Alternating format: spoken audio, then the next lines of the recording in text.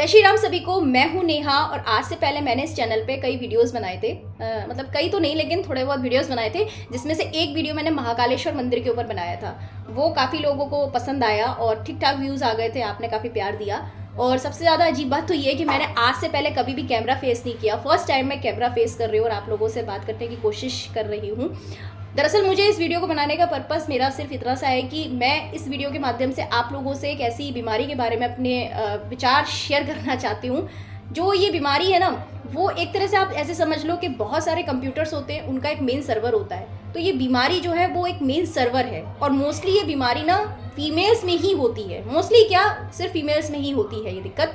और इस बीमारी का नाम 10 साल से ऊपर की बच्ची से लेकर 60 साल 70 साल की महिला जानती ही जानती है। नाम तो उन्होंने अपनी लाइफ में कभी ना कभी सुना ही होगा, जिसका नाम है PCOS, पॉलीसिस्टिक ओवरी सिंड्रोम, यही नाम है इसका। बेसिकली इसमें क्या होता है कि इसमें हमारे जो ओवरी होता है ना, ओवरी वाला पार्ट, उसमें छोटी छोटी सिस्ट हो जाती है, गांठें हो जाती हैं। और ये हमें तब पता चलता है जब हम डॉक्टर के पास जाके लैब वगैरह में जांच वाँच करवाते हैं। अब वो तो चलो हम जांच करवाएंगे तब हमें पता चलेगा, लेकिन अगर ये जो PCOS बीमारी हमें होने वाली होती है ना, इससे पहले ही बॉडी हमें कई साइन दे देती है, कई ऐसे लक्षण हैं जो दिखा देती है कि भाई ये बीमारी होने के चांसेस हैं। और यहीं पे हम धोखा खा जाते हैं। अब आप कह सकते हो, चाहे हम जान के इसको स्किप करते हैं या फिर हम जानबूझकर भी इग्नोर कर देते हैं कि भाई हटाओ, कुछ नहीं होगा। होता क्या है ना कि जैसे छोटी छोटी सिम्टम्स हो जाते हैं कि आपके बॉडी में चेंजेस होने लगते हैं, डाइजेशन से रिलेटेड परेशानियाँ, हार्मोन से रिलेटेड परेशानियाँ। और सबसे मेजर रीज़न तो इसका ये है कि मेंसेस, यानी कि हमारे जो पीरियड्स होते हैं वो इरेगुलर हो जाते हैं। या तो बहुत जल्दी जल्दी पीरियड्स आएंगे या बहुत रुक रुक के पीरियड्स आएंगे। और काफ़ी चीज़ें हैं उसमें कि ब्लड का कलर भी मैटर करता है और ये सब चीज़ें मतलब मैटर करती हैं। मतलब हमारे पीरियड से रिलेटेड अगर रेगुलर नहीं है पीरियड, कुछ ना कुछ आप प्रॉब्लम फेस कर रहे हो और वो भी लगातार फेस कर रहे हो, तो चांसेस है कि आपको PCOS जैसी बीमारी हो सकती है। दूसरा इसका रीज़न ये है कि यहाँ पर चिन पर बहुत सारे हेयर आने लगते हैं, यहाँ पे मूछें टाइप आने लगती हैं। तो ये क्या हुआ कि मेल जो हार्मोन है ना, वो एक फीमेल की बॉडी में बढ़ने लगता है और यही PCOS का सबसे मेजर रीज़न होता है। ठीक है, मेरे भी यहाँ पे काफ़ी हेयर वगैरह अभी तो नहीं दिख रहे होंगे आपको कैमरे में, लेकिन जब ग्रोथ ज़्यादा हो जाएगी तब मैं आपको ज़रूर दिखाऊंगी। तो इस तरह की चीज़ें होती हैं और आई नो ये बहुत बैड फील होता है यार, बहुत ज़्यादा ख़राब लगता है। लेकिन ऐसा नहीं है कि ये मतलब हमें एक अभिशाप मिला है। ये एक बीमारी है जिसका इलाज है, संभव है, समय लगेगा, लेकिन ये बीमारी का इलाज संभव है। बस शर्त ये है कि शुरुआत हमें ही करनी होगी, डॉक्टर नहीं करेगा, हमें करनी है कि हमें अपने लक्षणों को, जो सिम्टम्स हमें दिखते हैं, उसको इग्नोर नहीं करना। तो मैं सिम्टम्स के बारे में बात कर रही थी। दूसरा सिम्टम है कि कॉम्प्लेक्शन, मतलब कि हमारा जो, जैसे मेरा व्हीटिश कलर है, गेहुआ रंग है, अब मेरे को अपने कॉम्प्लेक्शन में थोड़ा सा फ़र्क महसूस दिखने लगे, डार्क कॉम्प्लेक्शन होने लगे। काफ़ी सनस्क्रीन वगैरह सब कुछ पूरा स्किन केयर करने के बावजूद भी, डाइट के बावजूद भी आपको लग रहा है कि आपके कॉम्प्लेक्शन में फ़र्क पड़ा है, पहले से डार्क हुआ है, तो मे बी ये एक PCOS का सिम्टम हो सकता है। दूसरा है पीरियड्स गड़बड़ी होना, वो मैंने आपको बता दिया। बेली फैट, लोग कहते हैं कि PCOS में वजन बढ़ जाता है। अब कुछ महिलाएं होती है ना जिनके वजन आप देखोगे नहीं बढ़ा, उनका वजन, हाथ पैर बड़े पतले पतले, लेकिन जो मेन उसका जो बॉडी फैट से मतलब है वो है बेली फैट, यानी कि आपके पेट के तरफ जो है ना, पेट की तरफ बेसिकली चर्बी चढ़ जाती है, मतलब बेली फैट बढ़ जाता है। तो ये भी PCOS का साइन है। अगला सिम्टम है झंझनाहट बहुत होना, हाथ पैरों में झंझनाहट सी होती है, चुनचुनी सी काटेगी या फिर चींटियाँ सी काटने लगेंगी, तो लगेगा कि यार बहुत ज़्यादा ये मतलब हमें दिक्कत हो रही है। और मैं आपको बताऊँ, मुझे तो 8 साल लग गए इस चीज़ को समझने में कि मेरे को कोई PCOS जैसी बीमारी भी है ना। ये सारे सिम्टम कहीं ना कहीं मेरे अंदर थे, लेकिन मुझे पता ही नहीं था, इग्नोर करा। तो अगला है कि मुँह में बार बार छाले हो जाते हैं। कुछ लोग कहते हैं कि डाइजेशन की गड़बड़ी की वजह से छाले हो रहे हैं, लेकिन बार बार छाले हो रहे हैं और वो ठीक भी नहीं हो रहे हैं लंबे समय तक, तो दिक्कत है। हो सकता है आपको विटामिन B12 की कमी हो या हो सकता है कोई और बीमारी हो, लेकिन ये भी एक सिम्टम है कि आपके PCOS के होने के चांसेस हैं। अगला है कि इंसुलिन, हाँ ये सबसे मेजर है कि भाई जैसे अभी आपने खाना खाया, खाना खाने के 10 मिनट बाद हमें लगेगा कि अभी कुछ और खाना चाहिए, है ना। मतलब कि अभी हमने 4 रोटी खा ली, खाना पूरा खा लिया मतलब, और फिर थोड़ी देर बाद लगेगा कि यार अभी भूख लग रही है, पेट एकदम खाली सा हो गया, हमने फिर खाना खा लिया। अब ये क्या है, ये इंसुलिन आपके बॉडी का बढ़ा हुआ है और ये बेसिकली डायबिटीज़ में होता है, लेकिन PCOS में भी ये कारण बनता है कि अगर आपके बॉडी में ऐसा कोई सिम्टम दिख रहा है तो मे भी आप PCOS की तरफ जा रहे हो। ठीक है, तो ये चीज़ रहती है। और फिर लगेगा कि तुरंत फ्रेश होने चले जाओ, तो मतलब डाइजेशन गड़बड़ हो रहा है, तो कहीं ना कहीं आपको साइन दे रहा है कि आप PCOS की तरफ जा रहे हो। अगला है कि भाई इससे ना लॉन्ग टाइम बीमारियां बन जाती है। मान लो जैसे मैंने 8 साल तक इग्नोर किया इन सब चीज़ों को, काफ़ी महिलाएं होंगी जो 10-10 12-12 साल से इस बीमारी से जूझ रही होंगी, और अगर वो लंबे समय तक और भी ज़्यादा इसको सर्वाइव करती है ना ऐसी तरीके से, तो फिर क्या है कि ट्यूमर, कैंसर, ये सारी बीमारियां होने के चांसेस बढ़ जाते हैं। और ये होती भी ऐसी हैं अचानक से। तो देखिए कोई भी बड़ी बीमारी ना हमारी बॉडी में अचानक से नहीं आएगी, सालों लग जाते हैं उसको बॉडी में पनपने में। बॉडी हमारी साइन भी देती है, लेकिन हमारी गलती की वजह से वो बीमारी हमें मतलब एक फाइनल स्टेज तक ले जाती है, क्योंकि हम इग्नोर कर देते हैं। सबसे बड़ी बात महिलाओं के लिए रहती है कि इनफर्टिलिटी, यानी कि जिसे कहते हैं बांझपन। शादी हो जाती है तो उसके बाद बेबी वगैरह, प्रेगनेंसी वगैरह में दिक्कत आती है, बच्चा पैदा करने में दिक्कत आती है, तो इनफर्टिलिटी बहुत ज़्यादा बढ़ जाती है इससे, क्योंकि ये बीमारी हमारी ओवरी से रिलेटेड है, और जो हमारी प्रेगनेंसी है वो भी हमारी ओवरी से रिलेटेड होती है। पिंपल्स होना, बार बार पिंपल्स हो जाते हैं। अब लड़कियों को लगता है कि यार पिंपल्स तो नॉर्मल सी चीज़ है, ये तो ठीक हो जाता है, कोई दिक्कत नहीं। और हम लोग क्या करते हैं ना, बेसिकली मैं बताऊँ महिलाओं में, कि वो लोग ऊपर ऊपर से इलाज करती हैं, कि मतलब यहाँ अगर पिंपल हो गए तो कभी कोई क्रीम लगा लिया, नो स्कार्स लगा लिया, वगैरह वगैरह, बहुत सारे कॉस्मेटिक हैं। तो सबसे बड़ी चीज़ तो ये है कि ज़्यादा से ज़्यादा आप जो कॉस्मेटिक्स हैं उनको बंद कर दो। ज़्यादा कॉस्मेटिक्स लगाने की कोई ज़रूरत नहीं है, क्योंकि हम ऊपर ऊपर इलाज कर रहे हैं और बीमारी हमें अंदर से है। तो पिंपल्स होना भी एक रीज़न है PCOS की बीमारी का। तो ये सारे सिम्टम्स हैं जो मैंने फेस किए और काफ़ी महिलाएं फेस करती होंगी। हो सकता है और भी कुछ सिम्टम्स हों जो जिनका PCOS बहुत ज़्यादा बड़ा होगा उनका। तो इसका देखो सबसे अच्छा इलाज ये है कि अभी मैं आपको बताऊं तो क्या क्या आपको नहीं करना है इस बीमारी में।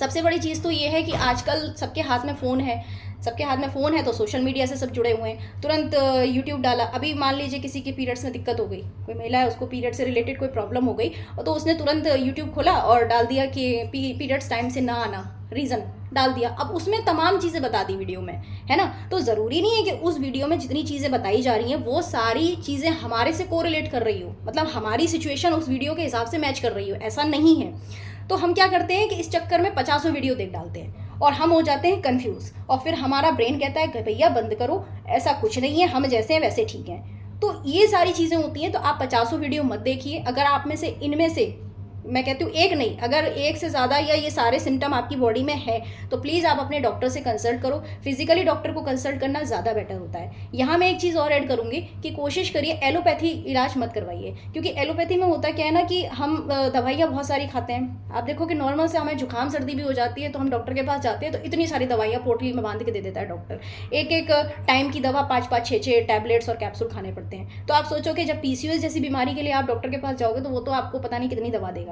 और एलोपैथी की जो एक कहावत है ना वो सही है कि ये बीमारी फ़ायदे से ज़्यादा तो नुकसान करेगी। मतलब आपकी जिस बीमारी, जो बीमारी के लिए आप दवा खा रहे हो वो बीमारी हो सकता है क्योर कर दे, लेकिन एक नई प्रॉब्लम शुरू कर देगी। जो हमारे इंटरनल ऑर्गन्स होते हैं वो बहुत डेलिकेट होते हैं, जैसे कि हमारी किडनी हो गया, लिवर हो गया, हार्ट हो गया, तो इन पे कहीं ना कहीं बीमारी, जो ये दवाइयाँ हैं ना वो असर करेंगी। इससे अच्छा है कि आप होम्योपैथी सबसे बेस्ट है, वो कराओ। अब होम्योपैथी में लोग कहते हैं कि फ़ायदा नहीं करेगी तो नुकसान नहीं करेगी। ये धारणा बिल्कुल गलत है। ऐसा नहीं है कि वो नुकसान नहीं करेगी। नुकसान तब करेगी जब आप किसी ऐसे डॉक्टर के पास जाओगे जिसने आपकी बीमारी को सही से देखा ना हो, परखा ना हो, और आपकी बीमारी के बिल्कुल अपोजिट जाके दवा दे दी हो। तो वहाँ पे होम्योपैथी नुकसान कर सकती है। लेकिन आप सही डॉक्टर के पास जाएंगे और आपका डॉक्टर सही सिम्टम पहचान के उस हिसाब से दवा देगा तो होम्योपैथी आपको नुकसान नहीं करेगी। हाँ, इसका एक लैक है कि धीरे धीरे असर करती है, लेकिन जो चीज़ धीरे धीरे असर करती है वो लॉन्ग टाइम के लिए असर रखती है अपना। कुछ लोग कहते हैं नहीं नहीं होम रेमेडी से ठीक हो जाता है। देखिए जब किसी बीमारी की जब स्टेज बढ़ जाती है ना तो होम रेमेडी उस समय पे उस लेवल पे असर नहीं कर सकती। अब चूंकि आज का समय क्या है कि आयुर्वेद से हम तो दूर दूर तक बहुत दूर हो गए हैं। आज के समय पे आप किसी आयुर्वेदिक वैद्य वगैरह को भी ये बात बताओगे तो पहली बात तो सही डॉक्टर नहीं मिलता। दवा तो छोड़िए, पहले सबसे मेन बात है कि कोई सही डॉक्टर नहीं मिलता जो आपकी बीमारी को सही से पकड़ के बता दे। पहले के समय होते थे कि नब्ज पकड़ा और पूरी शरीर की पूरी बीमारियां, पूरी हिस्ट्री निकाल के रख देते थे। आज के समय पे हम 3600 टेस्ट करवाते हैं तब भी हमें कहीं ना कहीं कुछ ना कुछ हम छूट ही जाता है हमारे शरीर में, तब जाके हमें पता चलता है कि यार ये सब बीमारियां हैं। तो इस समय पे क्या है ना कि मैंने जो बताया वो बिल्कुल सही है। आपको सही डॉक्टर नहीं मिलेगा, पर कोशिश करिए कि आप होम्योपैथी का कोई बेस्ट डॉक्टर ढूंढिए ताकि उसका इलाज आपको सही से मिले और ये धीरे धीरे सिम्टम्स आपके कम हों और आपका PCOS सही होने की कगार पर आए।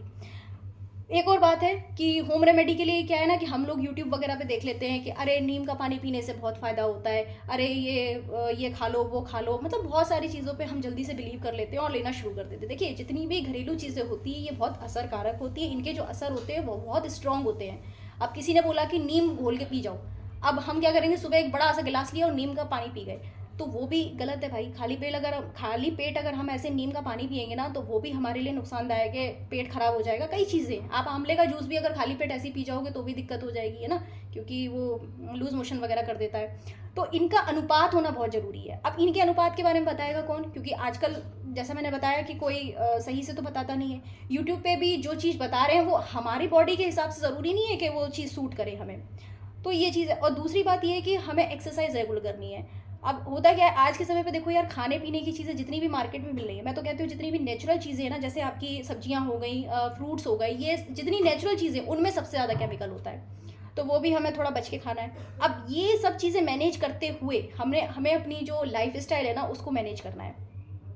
एक्सरसाइज बिल्कुल रेगुलर बेस पे करनी है।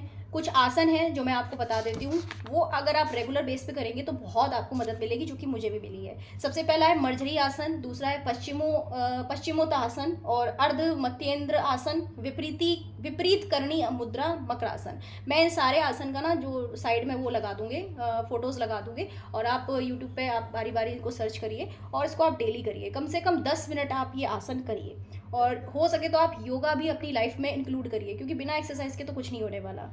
अब मैंने कई महिलाओं के ऐसे बातें सुनी हैं, वो कहती हैं कि हम तो झाड़ू पोछा करते हैं, हम तो बहुत चलते फिरते हैं, हमारी तो वैसी एक्सरसाइज हो जाती है। यार वो एक्सरसाइज नहीं है, वो एक तरह से आप एक काम कर रहे हो जो कि आप टेंशन में कर रहे हो। और जितनी भी ये एक्सरसाइजेज होती हैं, योगा होते हैं, ये टेंशन फ्री एक्टिविटी होती हैं, और जो काम होते हैं वो टेंशन वाले होते हैं। अब काम भी कहाँ आज के समय में रह गए हैं जो हम बहुत ज़्यादा अपनी बॉडी को मूवमेंट करवा रहे हों। तो ये मुझे चीज़ें आपको शेयर करनी थी। फ़िलहाल मेरा भी अभी एक तरह से पीसीओएस का ट्रीटमेंट चल रहा है, इसीलिए शायद मैं ये चीज़ें खुल के बता पा रही हूँ, वरना इतना कॉन्फिडेंस ना आता बताने का। तो अगले वीडियो में मैं आपसे पीसीओडी के बारे में भी बात करूँगी, क्योंकि वो भी एक तरह से इसी की फैमिली का पार्ट है, पीसीओएस का ही भाई है। और कई लोगों को पीसीओडी भी होता है, लेकिन जो पीसीओएस होता है वो एक मतलब काफ़ी डेंजर स्टेज होती है हमारे लिए। तो अभी के वीडियो के लिए, मतलब अभी इस वीडियो में तो बस इतना ही है। तब तक के लिए जय श्री राम।